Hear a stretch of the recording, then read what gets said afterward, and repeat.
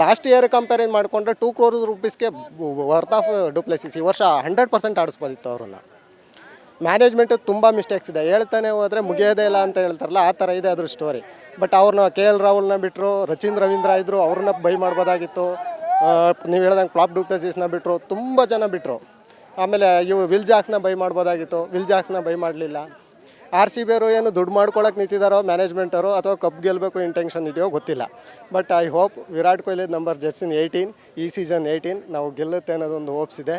All the best for RCB.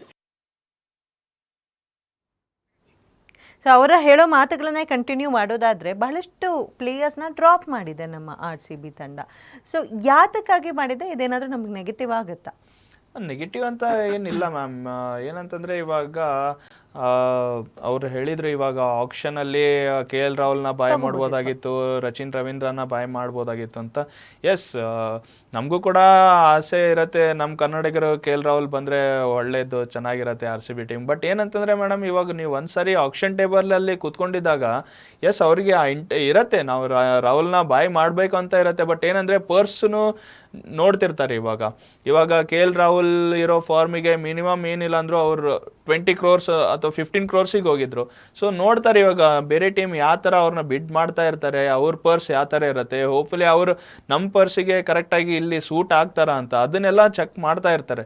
So ಹೀಗಾಗಿ ಸುಮಾರು ಜನ ಪ್ಲೇಯರ್ಸ್ನ ನಾವು ಅದಕ್ಕೆ ಬಿಟ್ಟಿರೋದು. ಆ್ಯಂಡ್ ಎಸ್, ಅವರು ಡುಪ್ಲೆಸಿದು ಒಳ್ಳೆ ಎಕ್ಸಾಂಪಲ್ ಕೊಟ್ಟರು. ಡುಪ್ಲೆಸಿ 2 crores ಆರಾಮಾಗಿ ರಿಟೈನ್ ಮಾಡ್ಕೋಬೋದಾಗಿತ್ತು. ಅವ್ರಿಗಿರೋ ಫಿಟ್ನೆಸ್, ಅವ್ರಿಗಿರೋ ಟ್ಯಾಲೆಂಟಿಗೆ ಏನಂತಂದರೆ ಆರಾಮಾಗಿ ರಿಟೈನ್ ಮಾಡ್ಕೋಬೋದಾಗಿತ್ತು. ಬಟ್ ರಜತ್ ಪಟಿದಾರ್ದು ಹೇಳಿದ್ರು ಅವರು, ಎಸ್ ಒಂದು ಇಂಟರ್ನ್ಯಾಷನಲ್ ಮ್ಯಾಚಸ್ ಆಡಿಲ್ಲ, ಅವ್ರಿಗೆ ಯಾಕೆ ಕ್ಯಾಪ್ಟನ್ಶಿಪ್ ಕೊಟ್ಟರು ಅಂತ. ಬಟ್ ಏನಂತಂದರೆ ಇವರೆಲ್ಲ ಫ್ಯೂಚರ್ ನೋಡ್ತಾ ಇರ್ತಾರೆ ಮೇಡಮ್. ಇವಾಗ ವಿರಾಟ್ ಕೊಹ್ಲಿ T20 ರಿಟೈರ್ಮೆಂಟ್ ಕೊಟ್ಟಿದ್ದಾರೆ.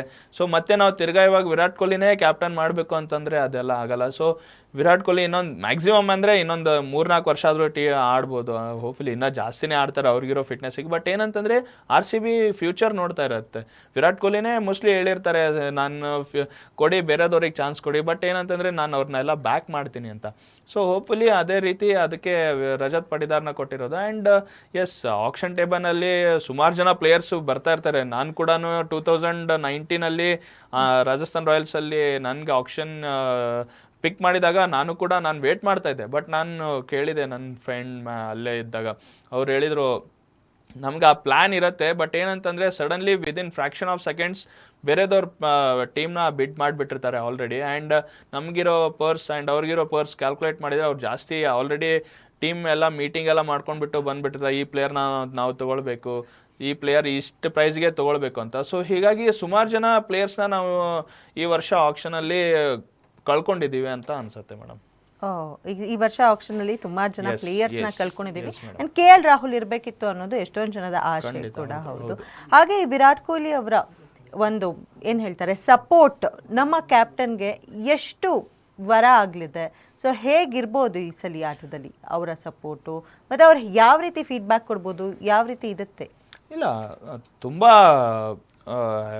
ಸಪೋರ್ಟ್ ಅಂತೂ ತುಂಬ ಬೇಕೇ ಬೇಕು ma'am. Because Rajat Patidar first time ಅವರು ಕ್ಯಾಪ್ಟನ್ ಮಾಡ್ತಾ ಇರೋದು RCB ಟೀಮ್ಗೆ. ಆ್ಯಂಡ್ ಅಷ್ಟು ಈಸಿ ಇರಲ್ಲ, IPL ಟೀಮ್ ಕ್ಯಾಪ್ಟನ್ ಸಿಗೋದು ಅಷ್ಟು ಈಸಿ ಇರಲ್ಲ. ಬಟ್ ಏನಂತಂದರೆ ಎಸ್, ವಿರಾಟ್ ಕೊಹ್ಲಿ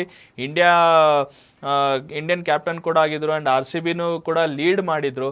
ಸೊ ಹೀಗಾಗಿ ಅವ್ರಿಗಿರೋ ಎಕ್ಸ್ಪೀರಿಯನ್ಸ್ ಖಂಡಿತ ಅವ್ರಿಗೇನು ಸಪೋರ್ಟ್ ಬೇಕು ರಜತ್ ಪಟಿದಾರಿಗೆ ಅವರು ಕೊಟ್ಟೇ ಕೊಡ್ತಾರೆ. ಆ್ಯಂಡ್ ನಾವು ಇಂಡಿಯನ್ ಟೀಮಲ್ಲೂ ನೋಡಿರ್ಬೋದು, ರೋಹಿತ್ ಶರ್ಮಾ ಏನಾದರೂ ರನ್ಸ್ ಹೋಗ್ತಾ ಇತ್ತಂದರೆ ವಿರಾಟ್ ಕೊಹ್ಲಿ ಬಂದುಬಿಟ್ಟು ರೋಹಿತ್ ಶರ್ಮಾ ಅವ್ರ ಜೊತೆ ಮಾತಾಡ್ತಾ ಇದ್ರು, ಈ ಥರ ಫೀಲ್ಡ್ ಇಡು, ಆಮೇಲೆ ನಿಮ್ಗೆ ಈ ಥರ ಬೌಲಿಂಗ್ ಚೇಂಜ್ ಮಾಡು, ಸೊ ಈ ಥರ ಬ್ಯಾಟ್ಸ್ಮನ್ ಅದೆಲ್ಲ ಫೀಲ್ಡ್ ಸೆಟ್ ಯಾವ ಥರ ಇರುತ್ತೆ. ಸೊ ಹೋಪ್ಫುಲಿ ನಿಮ್ಮ ಫ್ರ್ಯಾಂಚೈಸಿ ಲೀಗ್ ಅಂತಂದು ಹೇಳಿದರೆ ಖಂಡಿತ ವಿರಾಟ್ ಕೊಹ್ಲಿ ಬಂದು ಸಪೋರ್ಟ್ ಮಾಡೇ ಮಾಡ್ತಾರೆ ಮೇಡಮ್ ರಜತ್ ಪಟಿದಾರಿಗೆ, no doubt. Nice, S.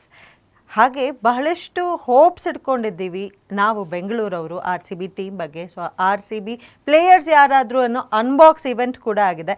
So ಮುಂದಿನ ದಿನಗಳಲ್ಲಿ ಇನ್ನಷ್ಟು ಹೋಪ್ಸ್ ಜಾಸ್ತಿ ಆಗುತ್ತೆ. So thank you so much. ನನ್ನ ಜೊತೆ ನೀವು ಜಾಯ್ನ್ ಆಗಿದ್ದಕ್ಕೆ ಬಹಳಷ್ಟು ಇನ್ಫಾರ್ಮೇಷನ್ ನನ್ನ ಜೊತೆ ಶೇರ್ ಮಾಡ್ಕೊಂಡ್ರಿ. ಇವತ್ತು ಒಂದಿನ ಅಲ್ಲ, ಈ ಫುಲ್ ಮಂತ್ ಇದ್ದೇ ಇರುತ್ತೆ. ನಮ್ಮ ಚಾನಲ್ನಲ್ಲೂ ಕೂಡ IPL ಹಬ್ಬ ಶುರುವಾಗುತ್ತೆ. ಸೊ ನೀವು ಕೂಡ ನೋಡಬಹುದು, ಡಿಸ್ಕಷನ್ಸ್ ಇರುತ್ತೆ, IPL ಕುರಿತಾದಂತಹ ಮಾತುಕತೆಗಳು ಇನ್ನಷ್ಟು ಹೆಚ್ಚಾಗ್ತಾ ಹೋಗುತ್ತೆ. ಇದಾಗಿತ್ತು ಇವತ್ತಿನ IPL ಚಿಂಗಲಾಲ. ಹೋಪ್ ಇವತ್ತಿನ ಕಾರ್ಯಕ್ರಮ ಇಷ್ಟ ಆಗಿದೆ ಅಂತ ಭಾವಿಸ್ತೀನಿ. And thank you so much Aniruddh sir ಅಂತ ಹೇಳ್ತಾ ಇವತ್ತಿನ ಕಾರ್ಯಕ್ರಮನ ಮುಗಿಸ್ಕೊಡ್ತಿದ್ದೀನಿ. ನಮಸ್ಕಾರ.